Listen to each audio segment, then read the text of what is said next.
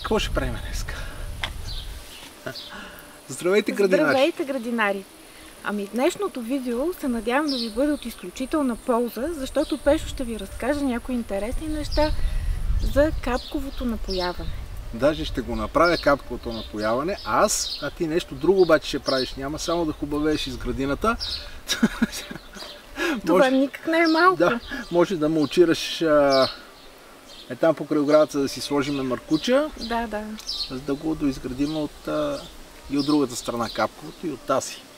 От тази сме готови, от другата още малко. Имаме си работа, но като цяло се вижда момента, в който ще дойдем и просто ще си релаксираме. Да, то ще си капе. За капковото говориш, капковото, нали? да, ти за какво? Това ли беше? Това беше. Ай.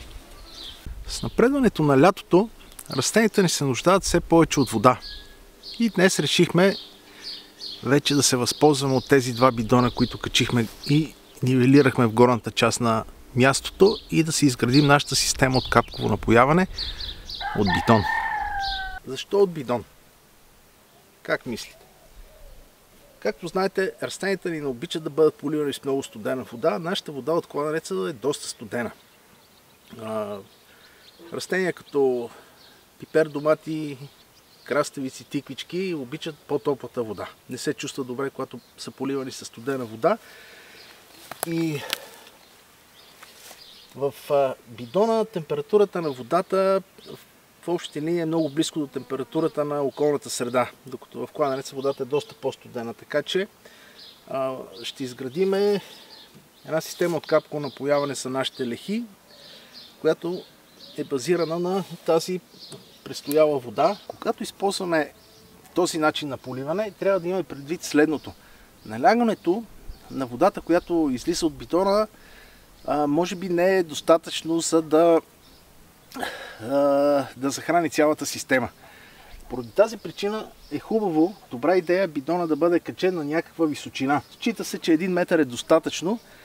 При нас, понеже бидоните са в най-горната част на мястото, има почти 4 метра денивелация с долната, не сме го качили точно 1 метър, но теста показа, че има достатъчен напор водата, за да помокри всичките лехи. Когато си купувате бидон за капково напояване, уверете се, че или е нов, или в него не са превозвани някакви токсични материали. Както при нас, в случая това е един много хубаво, добре измит бидон. Повечето бидони, които ще намерите на пазара, имат вградено кранче. Вграденото кранче има един много голям недостатък. Това е крана. И той е, че е вградено. Тоест, ако в някакъв момент този кран се счупи, ще трябва да изхвърлите целия бидон. За да се застраховате това да не се случи, намерете начин да си сложите външен кран. И вътрешния кран винаги да стои отворен. Ако нещо стане, просто сменяте външния кран. Резбата на този бидон е 60 мм. От тук нататъка трябва да го редуцирате с преходници по начин, по който да може да си захванете след това капковите тръби. В този случай съм намерил един преходник.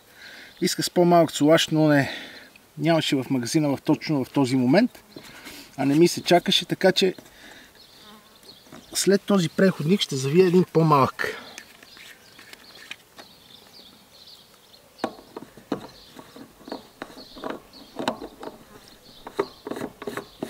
Добра идея, тук не ви показах, но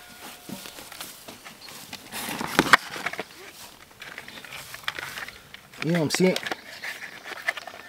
една кутийка с гумени уплътнители и да слагате уплътнители навсякъде, където трябва. В случая си голям 28-26. Ето това е уплътнителя за тук.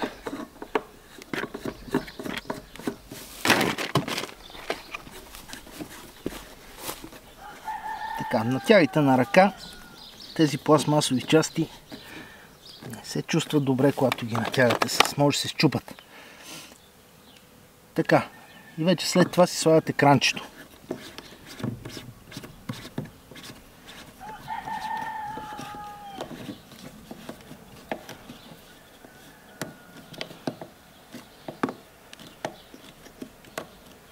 Следващото нещо, което трябва да добавите след крана, е сравнително важно. Това е този филтър. Филтъра спира дребните частици от водата, които евентуално биха могли да запушат капкообразователите ви. Разглобява се много лесно и се измива и може да го почиствате.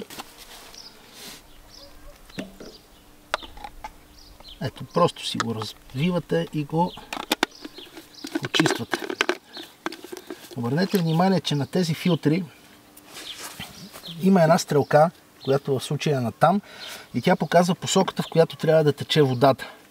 Внимайте да не го обърнете. Сега нека първо да обясня какво сме замислили. Покрай оградата от двете страни сме сложили ето тази тръба. Това е тръба за напояване фи 32 мм. Избрахме най-широката възможна тръба. Всъщност има и по-широки, има и 40 и 50 мм. 32 е достатъчно добре, защото ще има доста голям дебит на вода. А ние предварително не сме много наясно колко капкообразователя ще има в лехите и ни трябва повече вода, трябва да се презастраховаме.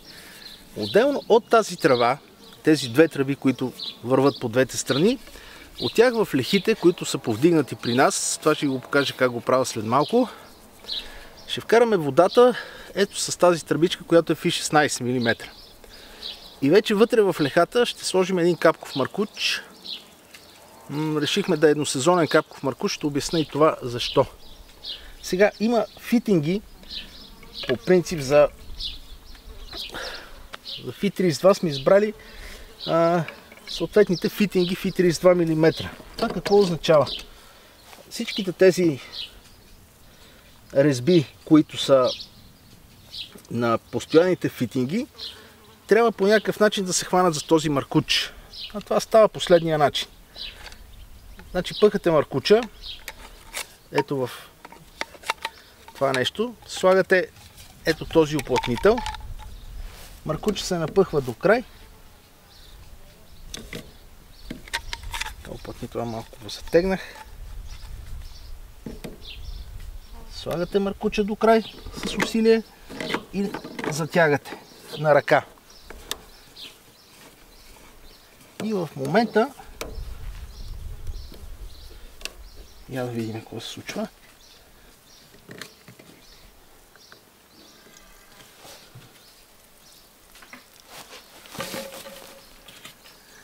Отваряме този кран, който е постоянния, и си затваряме обаче крана, който ще си ползваме.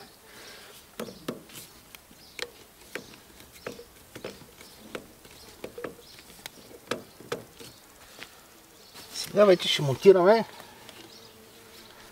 въпросния филтър. Така, въпросния филтър, какво сме купили за него? Ето тези два накрайника. Тук 32 мм, както виждате пише. Това е колко е? Това е 1 цол. Значи навиваме двата накрайника.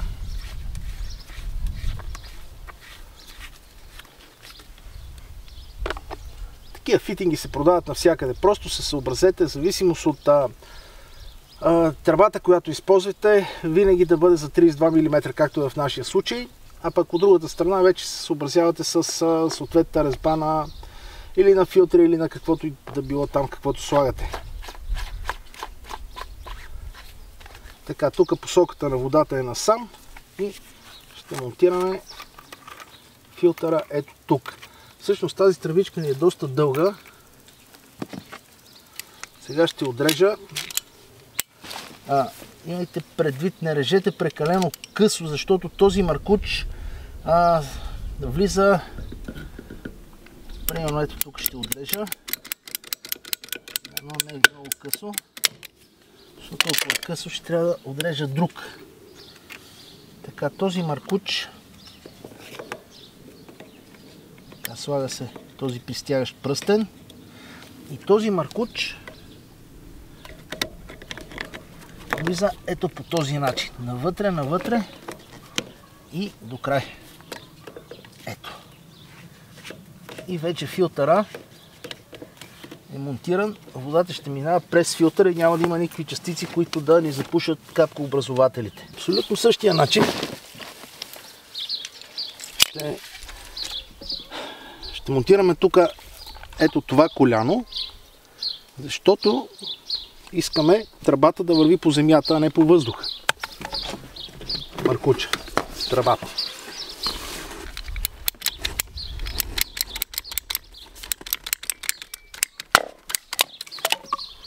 За целта изрязваме си една тръбичка.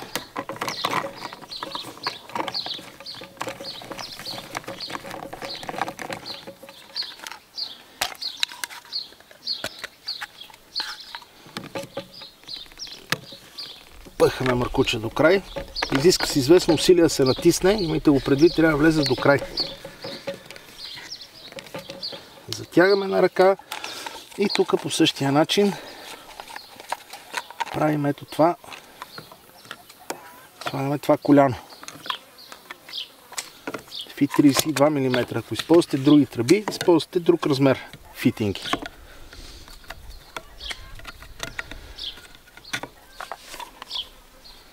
Така, набутва се до край. Точно така. Още малко. Още малко. И се притяга. После ще стегне на цялата система.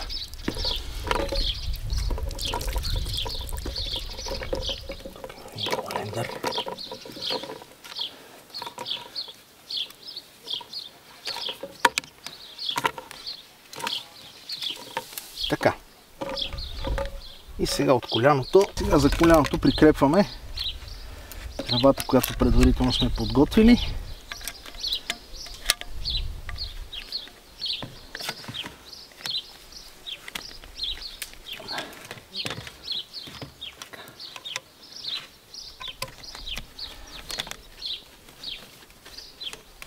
Натиск и притягане.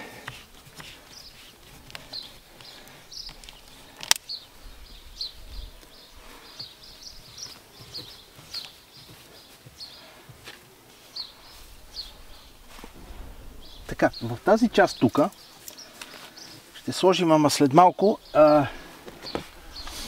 едно компютърче.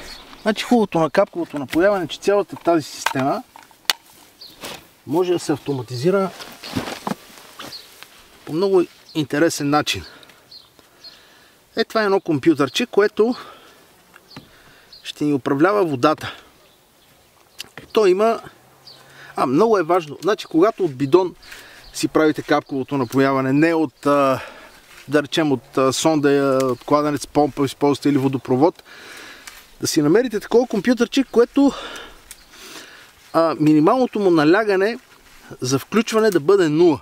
Повечето компютърчета са от 0,5 бара до, да речем, до 6 бара. Това е от 0 до 6 бара. Това какво означава? Понеже налягането вероятно е доста слабо в тази част, компютърчето ще включи и ще отвори клапана, без значение какво е налягането. Продават се такива, може да го потърсите в интернет, като да речем таймер за напояване от бидон. Таймерчето е с батерийки, добре защитени. Ето така, може да стои навънка, устойчиво на всякакви атмосферни условия. Две батерийки, които според на приятели, които са го правили, казаха, че издържат около 3 месеца. То има индикация, когато батерията е слаба, тук започва да светка едно диодче. Така. Значи ще монтирам това тук. Това малко по-късно ще го направя, трябва едни фитинги само да купа. И ще си настроя последния начин компютърчето тук. Има две възможности. Едната е колко често да пуска водата. Тук сега има, какво има? 1 час, 2 часа, 3 часа, 4, 6, 8, 12 часа, на 24 часа, на 48, на 72 часа или веднъж седмично. А тук второто е колко време да стои отворен клапан. И това е от 1 минута до 120 минути. Тоест в моя случай мога да си го настроя всеки ден, т.е. на 24 часа, да пуска по 60 минути. Т.е. когато му дам старт на това компютърче, то ще отвори клапана, ще пусне водата с 1 час, ще спре водата и след 24 часа ще направи също това упражнение. Изобщо не се налага да бъда тук и да поливаме на ръка и да се грижиме за това нещо. Но това след малко. Иначе ето как сме сложили тръбата покрай оградата. Отдолу си мулчирахме, защото в началото тръба стоеше върху тревата без мулч, само че всички треви се оплитаха в нея и решихме да мулчираме. И така до край. Това са ни лехите. От тази страна направихме същото. Ето тук има плодни храстчета, които ще поливаме. Тръбата още не сме я застопорили с скоби и тя така върви точно до края. И от тази тръба ще хващаме с по-малките тръбички към лехите. Сега това, което ни предстои да направим е от тази тръба, голямата FI32, да пуснем една по-малка FI16 в случая, да я качиме в тази леха и не само в тази, във всичките лехи, които са повдигнати, и да вътре да сложим капковите маркучи. Сега това, което ни... Тук е Сянка, мога да си махна красивата шапка. Това, което ни предстои да направим е да хванем водата от тази тръба, която е FI32 мм, и по тази тръба, която е по-малка, FI16, но преценихме, че е достатъчна, да я прекараме вътре в лехата. Първата леха, има още много лехи, това ще го направим на всичките. Как се хваща тази тръба за тази тръба? Има много начини. Има тройници за тази тръба, които с намалител към FI16. Най-простият начин и елементарен е с това нещо, което се нарича водовземка. Водовземката се хваща за тази тръба и за нея се навива 16 мм тръба. Като имайте предвид, че водовземката, може да си намерите водовземка с кранче. Значи ние преценихме, че водовземка с кранче не ни трябва, но се продава водовземка, която има допълнително кранче, с което може да си регулирате, да си спирате и си пускате, когато искате водата, или да си намалявате водата, ако примерно прецените, че някъде ви е твърде много, може да я намалите, може да увеличите на друго място. Значи са без кранче. Сега ще ви покажа точно как се захваща за голямата тръба FI32 мм. Има една особеност и трябва да внимавате. Това ще ви го покажа и сега отблизко. Водовземката се захваща за тръбата последния начин. Трябва да имате винтоверт или бормашина. Трябва да имате свредло 14 мм. Значи може да не е точно такъв вид средло, може да е някаква бургия. В случая каквото си изберете. И с това средло пробивате тази тръба. Сега, пробивайте я много внимателно. Имайте предвид, че в момента, в който пробиете дупката и натисне тръбата, сега ще ви покажа всъщност какво се случва. Ако натискате прекалено силно, може да се случи ето това нещо. Случи ли се това нещо, тук сте си направили без да искате ето една малка дупчица, и от която ще ви тече водата. Така че пробивайте с повишено внимание, опитвайте се да не ударите долу задната част на тръбата. Сега много е важно, имайте предвид следното, погледнете. Когато разпробиваме, вътре остават ето тези парченца бокуци. Когато си направите цялата система и си сложите водовземките, отпушете тръбата, в долния край има тапа, ето тази тръба, в края на парцел има тапа, отпушете тръбата и пуснете силно водата да изчисти всичките тези работи. Защото могат да влязат в капковите ви маркучи и да запушат някой капкообразовател. Ако това се случи, може да ви загине някой корен. Сега, ето тук как се хваща водовземката. Този тип водовземка. Първо слагате гумени уплътнител и после с натиск, ето тази част по-тънката, навивате до край. Ето това пръстенче, резбата му навивате до край, натискате силно да щракне. силно понякога се изискват усилие. Така, и когато влезе цялото, започвате леко да развивате тази гайчица. Аз се пренатегнах с очия. Естествено, че пренатегнах. Така, и леко я развивате, за да може да дръпне леко водовземката и да оплътни хубаво. И от тази страна, по същия начин, развивате гайката, слагате маркуча Фи-16 до край и леко развивате да се притисне. И ето това е, което трябва да свършите. Ето сега от близък план вече монтажа на тръбата към голямата.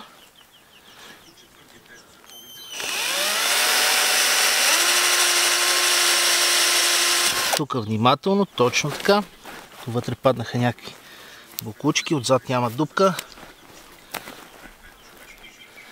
Слагаме уплътнението гуменото. Не знам дали се вижда хубаво. Така. Натискаме с разклащане. Малко по-сериозен натиск. Вече с лявата ръка не съм. Така. Готово. Наразвиваме. Това го разхлабих. Така. Тук лекичко.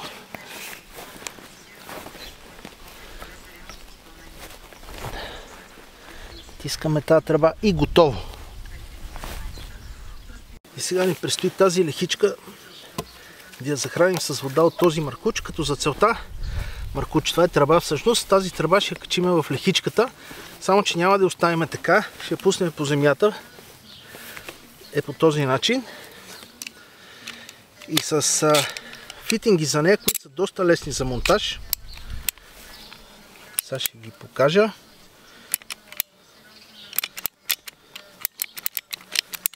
Така срязваме тръбата. Това са фитингите за тази тръба Фи-16 мм. Това в случая е коляно. Монтираме коляното. Просто само натиск. Трябва нищо повече. Ето го коляното. Така. Сега измерваме тук. Ще има още едно коляно.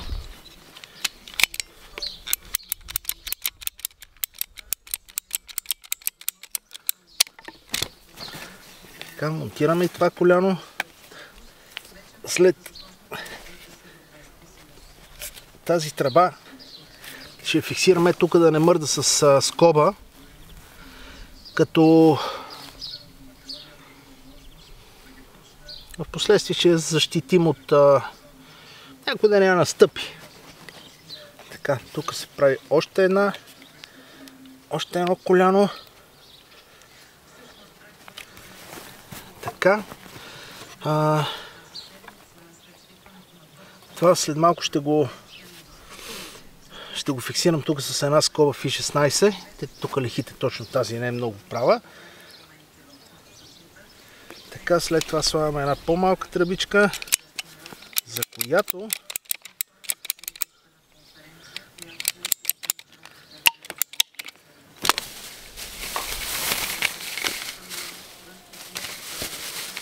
така, и от тази тръбичка ще пуснем, ще я разклониме натам и ще пусна 3 капкови маркуча. Сега не знам дали се вижда добре. И така в тази лехичка ще пуснем по дължина 3 капкови маркуча. За целта трябва обаче да изградиме така системата да я разклониме, че да станат 3 капкови маркуча. За началото тук ще ползваме един тройник. От тук натам ще продължи един капков маркуч. От тук ще пуснем с такива тръбички още 2 разклонения. Ето тройника. Така.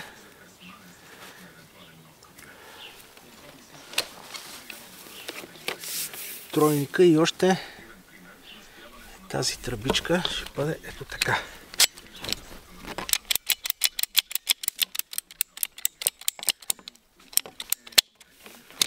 И една през средата, няма да меря чак толкова прецизно.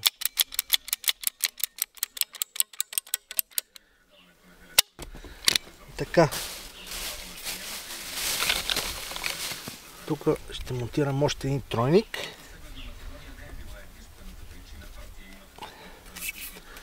Така.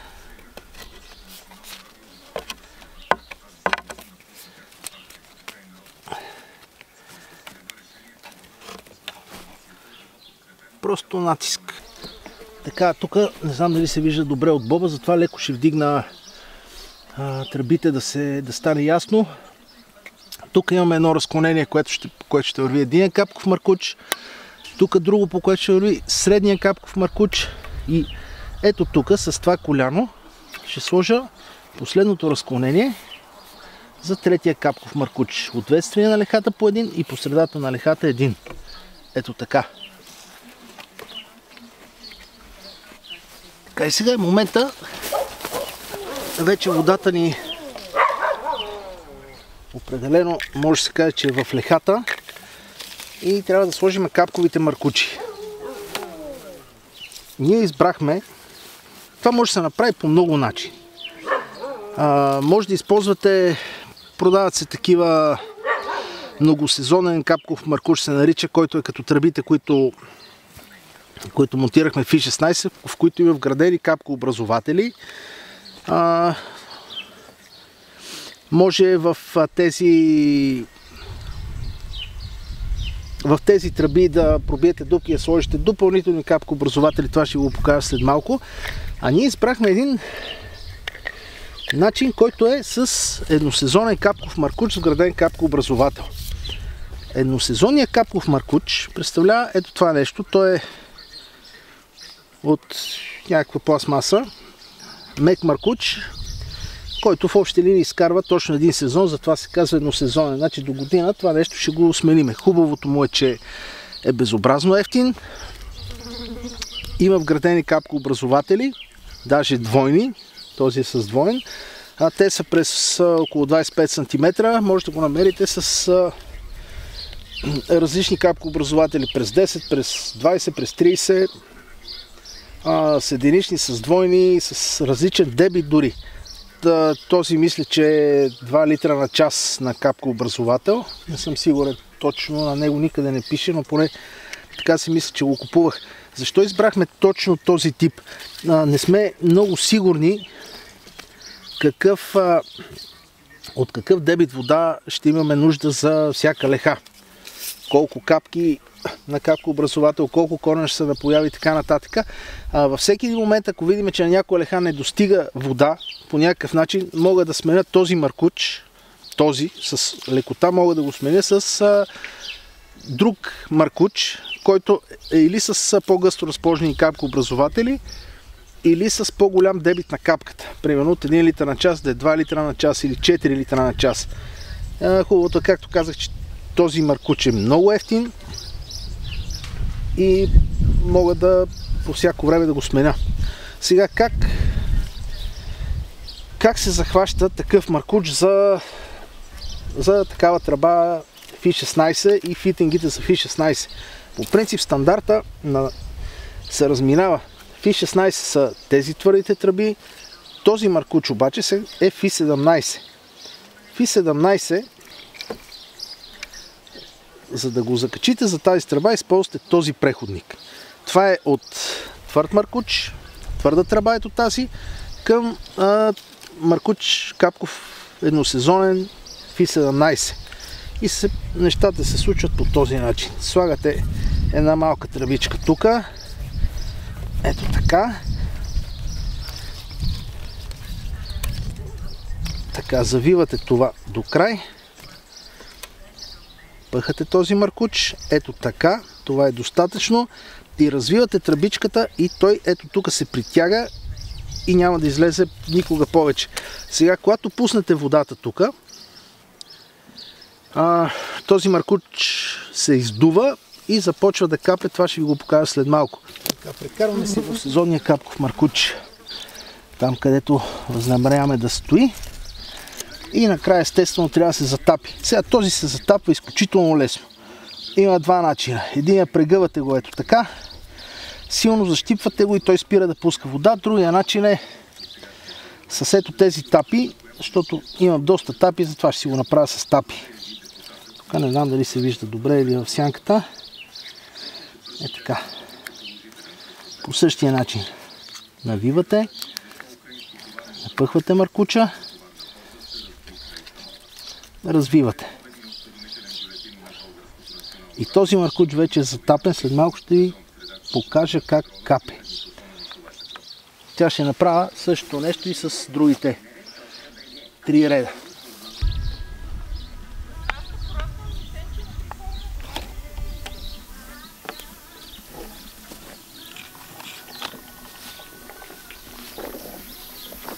Така, пуснах водата.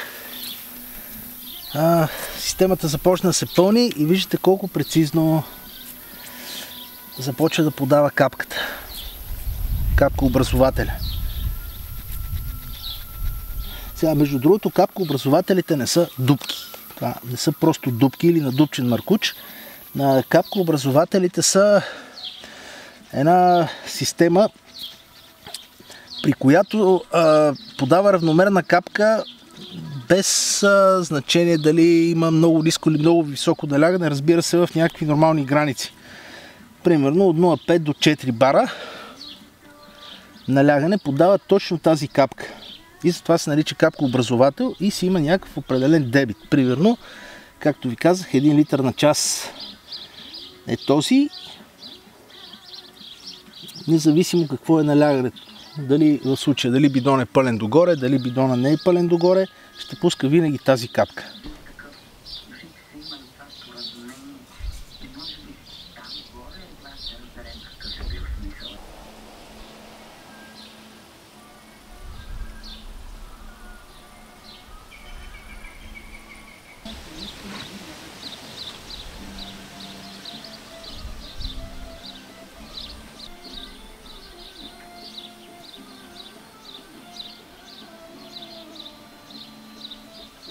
Значи в случай, в който, например, растенията са ви достатъчно отдалечени едно от друго и такива капкови маркучи, каквито ви показах с капкообразователи на някакво разстояние едно от друго, не ви вършат работа, защото ще капате там, където няма растения, може да използвате тези тръби и да си сложите вие капкообразователи точно където желаете. Ето това са капкообразователи, които са с регулиране на капката. Мисля, че беха от 0 до 40 литра на час, т.е. може от съвсем малко капка по капка до много силно да пуска да тече. За да монтирате такъв капкообразовател на този маркуч или на този или на какъвто и да било маркуч или тръба, трябва да пробиете дупка с размер 3 мм. Поне тези образователи са за 3 мм. Може да го направите с бургия с вредло 3 мм или да ползвате ето така замба 3 мм. С замба е доста лесно, сега ще ви покажа, после ще ви го покажа пак от близко. Значи хващате тръбата, натискате силно и дупката е готова и после само пак с минимално усилие штракате капкообразователя. И така примерно, както са нашите храсти през 1 метър и повече, си оставим тази тръба 32 мм ще си оставим покрай оградата и от нея, само където са храстите, ето по този начин, с продупчване, тази ще се продупчи малко по-трудно, но ще се продупчи.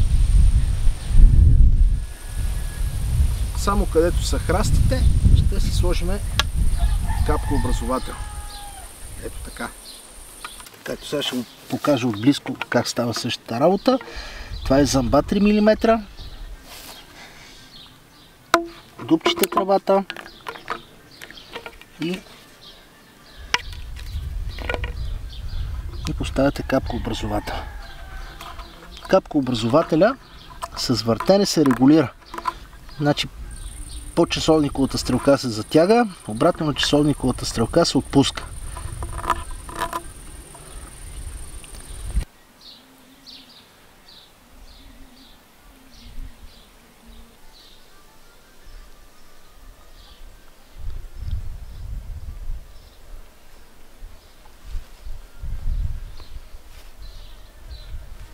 И ние си довършихме капковото, аз поне, или поне части от него ще го довършим по-нататък. Между другото, ще правим много клипове за капковото напояване. Как ти, нали? Аз опънах 2 маркуча, какво сега? Верно, че опъна 2. Ти ми опъваше 2 маркуча. Ти ми опъна, значи по 3 маркуча в всяка леха, тук са 15 маркуча ми опъна. Благодаря. Моля. Не бяха 15, Исках как си да се потупам в гърдите, да кажа колко съм велик. Едно от предимствата, които не ви казах на изграждането на капково напояване от бидон или поливането въобще от бидон е, че в водата в бидона може да си сложите съответните торове. Всякакви, както при нас ние обичаме, биоторове, компостен чай. За любителите на химията, химически торове, може да се слагат изкуствени торове. Наносярата може. Наносярата, за да си изсипат наносярата там любителите на химията. Когато пуснете водата да тече по тръбите, тя разнася съответните вещества, които сте сипали във водата. Преди това ги разнася до корените на растенията. Това е... Да, това доста облегчава нещата. Абсолютно. И нещо, което може би забравих да кажа, когато ви говорих за разликите от наполиването, капково напояване от бидон, че трябва да е по-високо, нали, издигнат, има съответния напор водата, и поливането с сонда и с помпа, която прави доста по-голямо налягане. Когато си изграждате капково напояване по този начин с голямо налягане с сонда, ето тук, където сложих всичките тези неща, трябва да сложите една джаджа, която нямам да ви я покажа, тя е толкова голяма, но точно тук се вгражда много лесно, казва се регулатор на налягане, която да намали налягането от помпата, която примерно прави 6, 8, 10 бара налягане, не се знае каква трябва да прочетете на помпата, до съответното налягане, което е подходящо за капковото напояване. Ти нещо искаш ли да кажеш още?